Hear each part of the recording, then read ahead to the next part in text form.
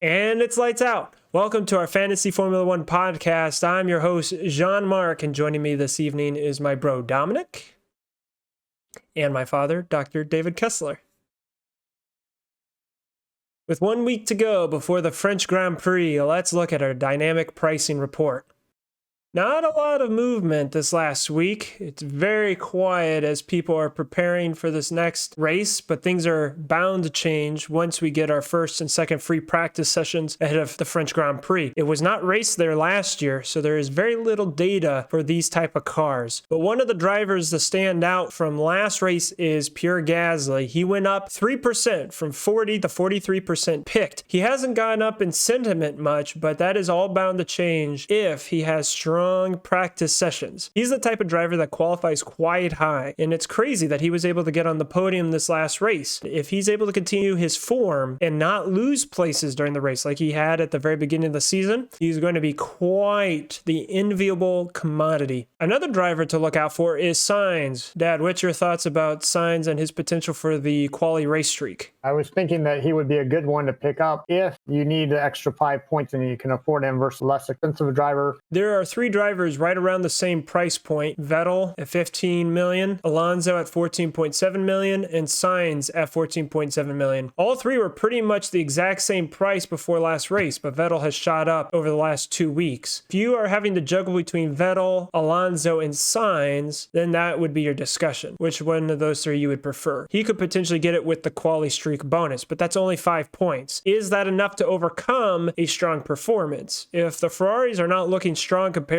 to the Alpine or the Aston Martin, you might just want to let him slide. Because if you get 5 bonus points during the quali streak, okay, that's great. But if in the race you're losing points because of lost places, then it wouldn't be that beneficial. A lot of people get very excited about qualifying, but at the end of the day, it is the performance of the race that dictates how they're going to do. Speaking of that, bro, how do you feel about Ocon and his bad performance last race? After Ocon's NC this last week due to the car issues, I was quite surprised to see that there wasn't any movement from him when it came to the dynamic pricing. It seems to me that one of the trends is that if a driver has a bad race, oftentimes their sentiment will go down considerably, and there is a good chance that you'll see at least a little bit of a drop in their value. For example, in this last race, we saw Lance Stroll have a tire blowout, and whether or not that was his fault is debatable, just like you could say with Verstappen, but he's at negative 94% sentiment at the moment, very close to losing a percentage for something that might have been out of his hands. To see that Ocon is still in the same value is a little surprising to me, to be honest. So Ocon, he has a vehicle that blows up on him. He was in line to get a race streak, and he had 3, I believe, for the quali streak. The community believes that Ocon is very consistent of a driver. So when there's mistakes, they're more forgiving. When you have a driver like Lance Stroll and he has a problem and it doesn't seem like he's going to be consistent, then you're going to say, well, I'm going to just drop him, and then his sentiment will fly down. But Stroll has been sitting at the negative 90th percentile for a couple days now. So not enough people are getting rid of him, and maybe he won't lose value. And if the first and second practice at the end of the week is anything strong indications for Aston Martin, then that might go full circle and curve back down into his favor.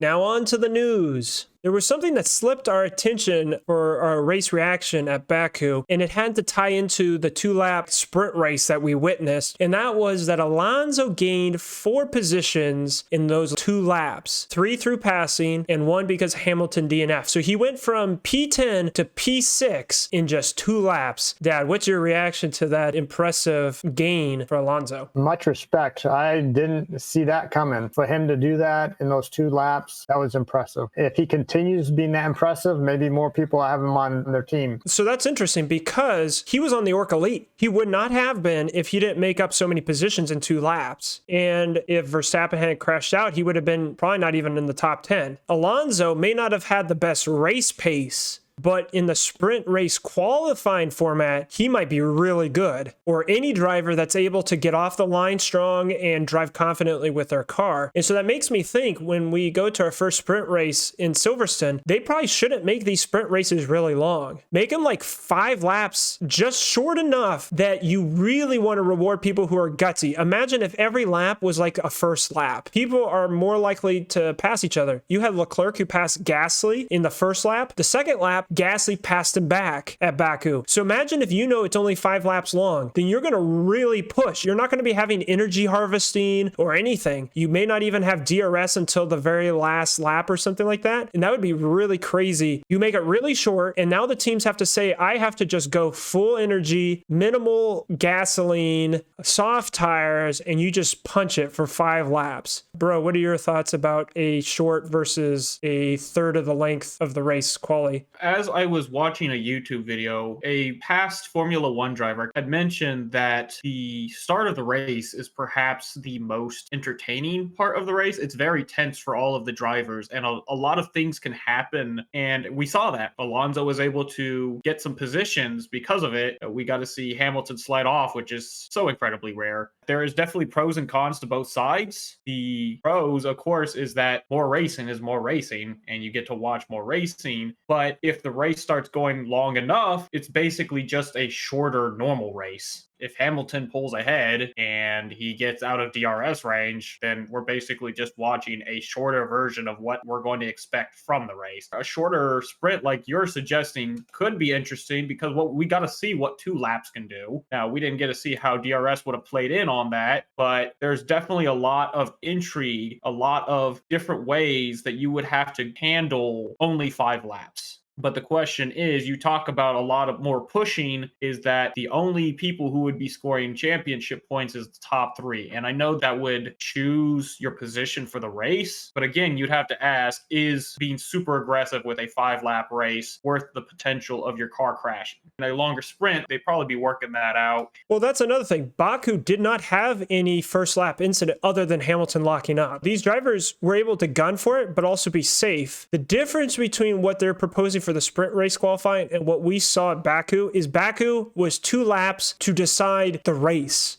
This was going to be who got first, second, third, and championship points all the way down to 10th. Whereas a quality, like you said, okay, I'll push for maybe 3 laps, and then when the things cool down, then I'll be in my finishing position. I think the reason why they wanted to go third distance is because they want everyone to be on the same tire, and then you get really penalized if you do a pit stop. And so you have to manage your tires, and this is something I've witnessed with Formula 2. It's just long enough that your tires can make a difference if you're not managing them, and then you get really behind the pack because they're all close together, that if you pit, you've pretty much thrown away your position. Whereas in a race, it's so long that you can pit, build big leads and all that, and it's designed to have multiple pits. Speaking of Hamilton's lockup there in the 2-lap sprint race, more information that was released as to trying to figure out exactly what happened with Hamilton. I know that off of last race podcast, I was talking about the button being in the back of the steering wheel. Apparently the button was in a different place than I thought. I thought it was his left hand where his throttle was, and instead it was on the right-hand side next to his upshifting button. And so, Dad, after looking at some of the information, what new perspective do we have as it pertains to Hamilton's mistake? The engineer mentioned he had pushed it inadvertently while he was swerving. I saw his tires hot and steaming at the restart. If he had it on and then turn it off and then swerve and turn it back on, it's interesting that Toto Wolff was not saying it was his mistake. Hamilton kind of minimized it, saying, well, they should make it harder for me to make mistakes. He should admit that he made a mistake. It's been there the same way for at least the rest of the races this year, and probably the same as last year. I lost a little respect for Hamilton after him not just owning his mistake and saying, I'll do better next time. This was no different than any other start that they've ever done with that particular steering wheel. So that was clearly just a mistake on his part. He says they should be mitigating his chances of making mistakes. how were they to know or even expect that that would have happened at this particular race? From my perspective of what I was hearing and trying to understand, the engineers are saying maybe we put a safety measure. Instead of the button, which isn't a toggle, it's just a button, why don't you have it so if you press it twice, it activates? Or it has a switch that when the switch is on and then you press the button, then it activates. A fail safe. There was no fail safe on that button. So I can understand the engineers saying this is what we'll learn for next time. We'll have a duplicacy or we'll have some sort of backup so that it doesn't happen. It's something they have to deal with, and other teams aren't putting their button there. Maybe that's a design error, but Hamilton has been there for so long. I think Toto Wolff, as we said last podcast, he has two different standards in which he judges his drivers, and he's a lot more forgiving of Hamilton, it seems like, than he is of Bottas. Which now brings us to comments that were made by Christian Horner and his expectations for the second car. Dad, you were watching Netflix's Drive to Survive, and what was something that Christian Horner said that stood out to you? Pretty cut and dry. He was expecting the second driver to finish within 3 seconds of the first car, which I thought was pretty insightful. It was objective. It wasn't just subjective. Perez said it would take me 5 races before I could get up to speed with that car. I think with hindsight, he was like, well, my 6th race is my favorite one. So of course I could save 5 tracks before I'll get up to speed. In the 6th race, he was within 3 seconds of Verstappen. There might have been a point in the race where he was more about 4 seconds, but he was pretty much in that window. And that is what Red Bull needs to be able to dominate or to at least keep Mercedes honest. If Verstappen is challenging Hamilton and Hamilton knows that if he pits, there's another car that he's going to have to pass on track, that's going to stress him out. And so being able to be 3 seconds behind Verstappen means that you're always able to do an undercut or overcut. Because that's actually what happened in Baku. He was a second or 2 behind Verstappen, but because he was in that 3-second window, both drivers were able to overcut Hamilton. If he had been a little bit longer or farther back, he had a slow pit stop and he wouldn't have been able to get ahead of Hamilton. And so it looks like Perez is fulfilling it. I'm looking forward to seeing how this maturation of Perez is going to really put stress on Bottas. He's used to just racing against Verstappen and Hamilton, and now he might have another challenger to deal with. And maybe a similar thing's happening with Mercedes. Someone had commented quite a while ago that last season, because of the Mercedes was so powerful to all the other cars, if Bottas is 0.8 slower than Hamilton, no worries, he's still in second place. This season, being 0.8 off of Hamilton, you've got 2 to 3 cars ahead of you now. And so Bottas is in a bad position. Why I bring up the 0.8 thing is because that was the gap often between Verstappen and his teammate the last 2 seasons. And you saw that they were nowhere during the race. And in Baku, Bottas was nowhere because he wasn't able to get out in clean air or pass people. I think that's why it's so important that those drivers are as close as they can be. Our last news point comes to the announcement that Williams has officially restructured their team principal, Simon Roberts, who came in as an interim team principal last year, is going to be his last season with the team. And the CEO is now taking full total responsibility. They are combining the 2 departments, the racing department and the technical department, under one head. Having your MBA, being a business graduate, bro, what's your perspective of how Williams is restructuring their business formula? It doesn't take somebody with a degree to understand the concept of 2 different departments not necessarily getting along. Each department is looking out for themselves usually, and they're more worried about making sure that they're doing what they need to than necessarily what the entire team needs to have happen to make the Williams car work out. They're trying to mitigate some of the inconsistencies that come from 2 different departments have different ideas of what needs to happen by having a reduced chain of command. That's really smart for them, because they need to get both of those departments on board, have the same concept, and just get this car in some kind of winning form in the next couple of years. So I think that they're on the right track there. That's actually a good point, because the new regulations next season, this restructuring is probably coming at a crucial moment because they're saying we need to have a unified front. I saw a video on YouTube that was very interesting. It showed the 4 vehicles that had the Mercedes engine on the long straight at Baku. And those 4 is Mercedes, Aston Martin, McLaren, and Williams.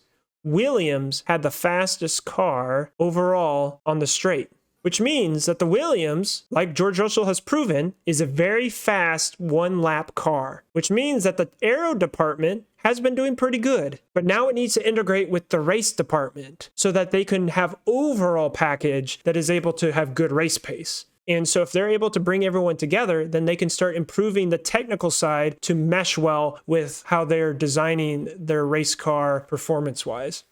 Oh, look at that kitty. Hello, everyone. Say hi to Itsy Bitsy. Hello, Itsy Bitsy. We will have to say goodbye to myself. I will be missing the next 2 weeks. I'm on a business trip. Actually, after that, Bro, Dad, we're going to be all together. You're going to visit me up in the North Woods of Wisconsin. But let's now get to our our one race challenge. We'll put the link in the description below. Amazing. As soon as the previous podcast posted, we had 18 teams join. I've never had that many join within a day of us promoting the league. And we've got 29 teams right now. Our record is 32 that we've had during one race. Speaking of teams, describe to us, Dad, your lineup. Who do you got on your team?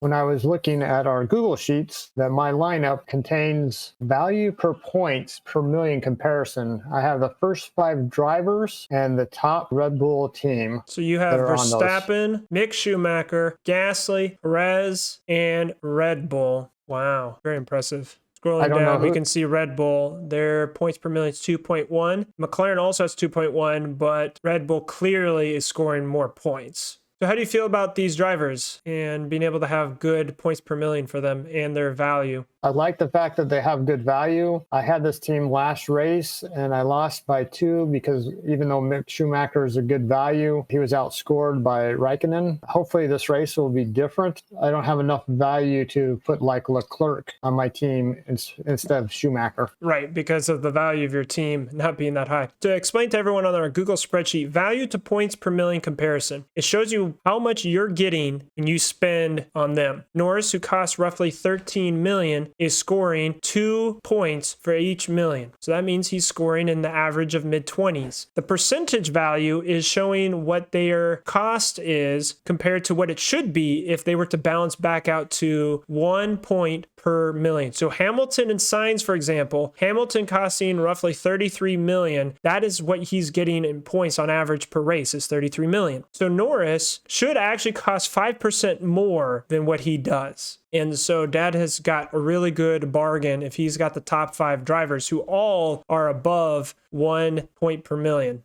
Now, Dominic, describe to us your team makeup.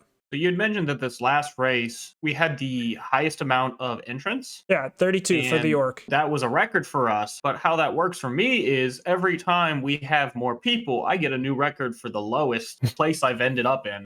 I have not really done any day trading. I've not really done any trading of drivers to follow the hype. And so I've actually worked myself into a bit of a corner here. Last week, I switched out Red Bull for Ferrari, picking up Norris. And so this week I re-picked up Red Bull, but now I'm in a corner. I've got Verstappen, Leclerc, Gasly, Norris, Red Bull, and the only person left for me to pick up was Mazepin. Okay? And this is because your value of your team is 100.9 million. You're barely above the cap. It's really bad. I'm not trying to trade most of these drivers. So even if their value continues to increase, the only way I would get any of that value is if I was to get rid of them. Basically, I would have to hope that Mazepin move up with, right? But only way I could do that is for Mazepin to just start having some really amazing races, and I'm not holding my breath. If I was trying to increase my value from here, I would start having to trade some of these guys, and that's unfortunate for me. So this is the team I've got for now. This is probably what it's going to look like for a while, unless I decide I want to start doing something drastic. Bro, have you used your wild card yet? Right, I have not done that. So I would recommend what you would do. I don't know if that would matter. Yes, because you get 12 free trades, so you can day trade. If you think that Leclerc is about to lose value, then you would trade him out so he loses value, and you pick up someone who's about to gain value, because now you've increased your cost cap by 0.2 million because you've trade back. Yeah, and then you trade back to Leclerc right before the race. And if you're able, since you have 12 free trades, you could trade out 4 to 5 drivers a couple times, make that 0.5 million, and then you would end up with Mick Schumacher instead of Mazepin. If you want to wait till the next race, there's only 1 week in between. quitting. So what you would have to do is use your wild card as soon as this race ends, pick up that driver who you think is going to be the hype train, do your day trading, knowing that most people, if they're going to do trading, is going to be in a smaller window. So you have a higher chance of getting that upswing. So let's kick it over the Google Sheet so people can see the big difference. Mazepin is only second to Latifi. Latifi's at 11 points for the entire season. Mazepin's at 21 points. Mick Schumacher's double that at 55. Just to put this in perspective, Mick Schumacher has more points than Mazepin, Russell, Latifi, Giovinazzi, Tsunoda, Raikkonen, Ocon, Stroll, and Alonso. So that's probably why you do want to eventually make the jump to Mick Schumacher. Now to my lineup. My goal was to get a super rich team at 105 million. Some people are almost to the point where they're going to get a mega rich team, which is 110 million. Pretty much I'm giving a cool name every time you increase by 5 million. My current value is 104.8 million. And I did some damage control because I was hopping off that Ferrari bandwagon as soon as the last race was over. I also wanted to pick up Red Bull. And the only way to make that feasible is if I picked up Giovinazzi. I think I'm pretty happy, like you said, bro, with my lineup, which is going to make it difficult because you really only get value with the guy you're trading out. And Giovinazzi doesn't really trend up or down a lot. My strategy is to jump between Perez and Leclerc, depending on who I think is better, because Leclerc has been going down in value, which means that he could go up again, which means that I'm increasing that cost cap gap. I want to continue improving the value of my team so I can get to that point where I can have not just a driver who's as good as Mick Schumacher, but is consistently outperforming him. And those guys are pretty considerably more expensive than Mick Schumacher if you're going to get more than 55 points. It's now time for League DRD. Whew, some terrible, terrible time for Dad. He turboed Bottas and got 8 points. Congratulations. And Dominick, he was able to do a clean sweep. He won the King's race and the court race. He beat me out by 1 point in the King's race. If I had actually put Perez and Ricciardo in the King's race, I would have won. But how was I supposed to have known that? Bro, how do you feel about getting a clean sweep in the victory? I would say that I'm excited, but I'm actually mostly just shocked, to be honest. I was hoping to win the court race. The King's race is just the cherry on top. No credits to defend it, but we will see what happens. You're poor king now. Dad, you haven't been king yet, have you? No, thank you for bringing that up. You got 2 points in one game, and it took me 2 races to get 2 points. So, oh yes. Thank Give you me for those salty noticing that. tears. I want to drink them all. I wish you good luck in defending the King's race this coming race, though. Dad's about to mega driver Bottas and DNF again. Thanks for that tip. I appreciate that.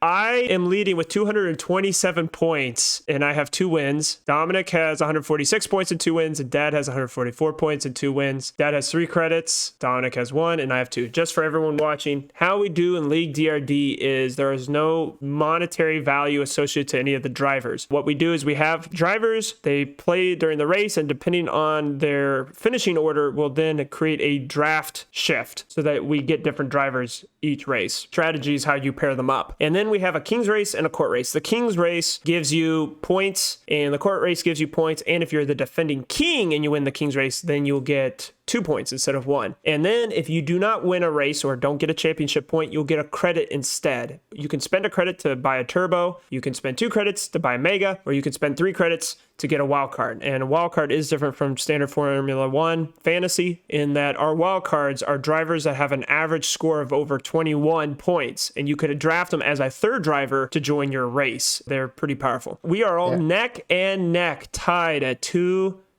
and then I have a third championship point. We're kicking it over to the DRD draft group, and we can see here that our wild cards for this upcoming race is Hamilton, Verstappen, Norris, and Perez. For those of you watching, we do a ceiling and a floor. There are no negative scores. You cap over 30. If you turbo, then that would give you 60 points. If you mega, that would give you 90. But this way, you get the ceilings closer together to allow us to have better racing. If you're being forced to draft a really bad driver, you don't want to be feeling terrible having to pick that driver. Because it is a draft system, we have to have 1 keeper from the previous race. Dominick scored 2 because he won both. Dad, you're going to actually go first because you have 2 championship points and I have 3. And you have Stroll, Bottas, Sainz, and Mazepin to pick from. I'm looking at averages. Sainz has 15, Bottas 16, but he's not been too good for me. Mazepin 6, Stroll is 10. We can't even do the Latifi chant.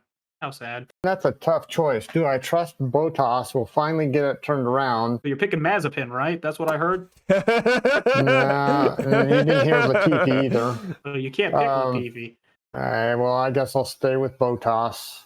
I got Hope they turn it around somehow. Dude, being in the middle is rough. Yeah. Ricardo and Raikkonen finished the race right next to each other, 9th and 10th. Could start with Schumacher. No, I'm going to stick with Ricardo. Ricardo has to break through at some point. He just has to. Hopefully not while you have him. He can break out when I pick him up. That's fine. I feel like it would be foolish not to pick Leclerc, Okie dokie. who actually stayed under 21 for me. Ain't that so nice? Lucky you. Yes, very lucky me. I'll go with TV. Stroll. Oh, the Aston Martins have been doing pretty good right now. I'm going to pick up Ocon. I was hoping you wouldn't. What do you mean? That means I have to pick up Russell. Oh, well, maybe you'll... Latifi. I can't even pick up Latifi. That's not even an option for me. I can't even pick up Latifi's. So you can go ahead and keep that chant to yourself, okay? Latifi's too hot. Oh, yeah, you're right. Please, Russell, have a good race. I beg you. Do good. Ooh, Sainz is looking really nice there. Okay, you picked up Sainz. There's a good chance I'm going to end up with Latifi. I'm going to have 2 Ferraris and 2 Williams. Man, what a lineup that's going to be. I'm going to go with Gasly. Since I lost 2 points because someone else had Raikkonen, I guess I'll go with Raikkonen. Ooh. Raikkonen would give me options of Latifi. Latifi. Because, bro, I'm serious. I'm ending up with him if you don't. I'll go with Schumacher. Okay, who do I've got? I drafted Gasly. Yep. Oh, that means I'm forced to pick up Latifi. Hey! Okay, I guess I got Latifi. Oh, wait. I still have Mazepin. Dang. There we go. We've got our team. So now we go back to the DRD draft. You're going to pick 2 of them to enter the King's race, 2 of them to go in the court race. Dominick, you have 2 points and 1 credit. Jeanmark has 3 points and 2 credits. I have 2 points and 3 credits. You have 2 points and a potential wild card. Yeah, and who do you trust to wild card right now? Do you really think Verstappen's going to DNF a second time? I didn't think he'd do it the first time. I'm still 90% sure that's not his fault. Last year, Verstappen had car reliability issues. Oh, this is a tough one. It is. Okay, I guess I'm ready. Before we put it, Paula, who are your thoughts? If Dad was going to wild card, would he turbo on 2 teams or do a mega driver in one of the other? Definitely don't mega drive. Bottas or Stroll. You said turbo or mega? Turbo. Turbo, yeah, get a double points, and then potentially you could split them into 2 different teams. If you turboed one team and then you won the King's race, then you still have a mega to defend with. Well, thanks for your insights. We'll see what happens. You guys ready? 3, 2, 1, it's lights out. That's turboing Bottas. Look at that. You've called it, Paula. Good job. If France favors the Mercedes, Dad might actually be able to win. We know that if Bottas qualifies, that's usually where he ends up. So if he qualifies high, you'll be fine. I mean, I don't see Ferrari coming with a huge package to be able to out-qualify Mercedes. And then I decided to go the opposite, where I went Gasly and then Ocon in the court race. I'm pretty much doing the strategy where you try to guess where they're going and go opposite to guarantee 1 point. Jeanmark is probably going to win the court race at least. I don't know. Russell and Mazepin, that's pretty intimidating. Yes, that is a very powerful That's combination. looking like double zeros to me. I'm going to pretend you did not just insult my drivers like that. You better be nice to them. If I could somehow win the King's race, it doesn't really matter to me what Russell and Mazepin do. Like I said, over the next 2 weeks, I will be gone on business trip, but my bro, Dad, and Paula will hold down the fort. And thank you again, bro, for joining us this evening. And thank you, Dad, for joining us this evening. And until next time, we'll see you on the pit wall.